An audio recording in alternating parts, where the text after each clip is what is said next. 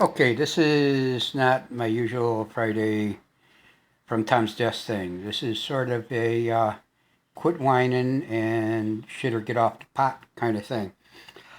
I've been back in America. Well, it doesn't matter how long I've been back in America. It's been just over 6 months. But the election's coming up in the States.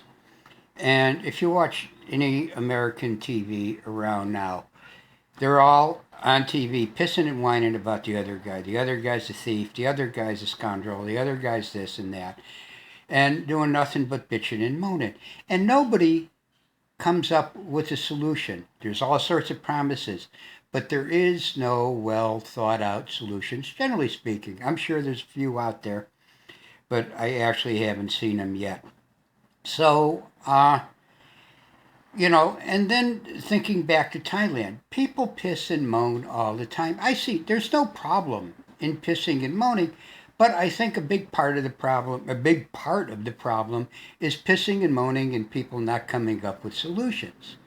Okay, good buddy Larry is a great guy, a genius, and his website does a very fine job of pointing out the bullshit that goes on at the Tourism Authority of Thailand. And I really quite agree. But, it's sort of like pissing in the ocean because it's not going to change. The new military junta came in, to put a stop to corruption, and it comes out they're probably as corrupt as the next guy. So, it is all bullshit. But there are solutions. But the problem in Thailand is money won't go in people's pockets if there's solutions. As far as tourism is concerned, I tried, in working with some provinces a few years ago to get it's easily solved because doing things digitally make things international and make them available to everybody.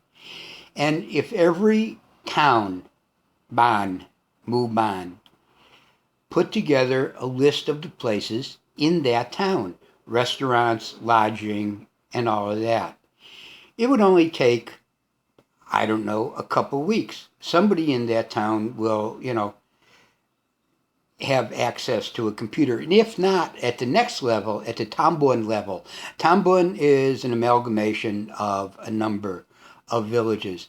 At that level, somebody will be able to check the towns and digitalize this information, put it on Google Maps. They'll also be able to check, yes, is there really a restaurant where they say it's a restaurant? Yes, is there really a resort where they say there's a resort? And are the rates what they really say the rates are? Do they have a website? Going from Tambon, it then goes up to Ampa. And the Ampa can then double check what the Tambons have done. Then it goes from the Ampa to the province. There's 76 provinces plus the Bangkok metropolitan area in Thailand. This should take at most 2 years to get everything in. Okay, yes, things change, but if they change digitally, they can be done almost immediately once somebody knows about it.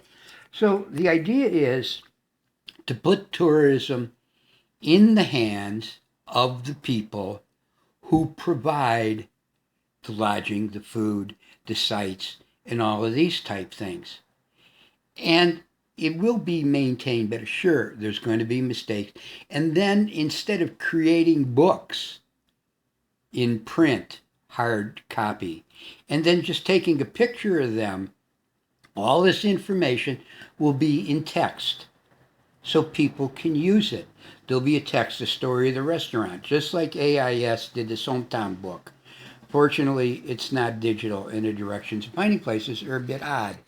But improve tourism. And improving tourism improves people's economic state.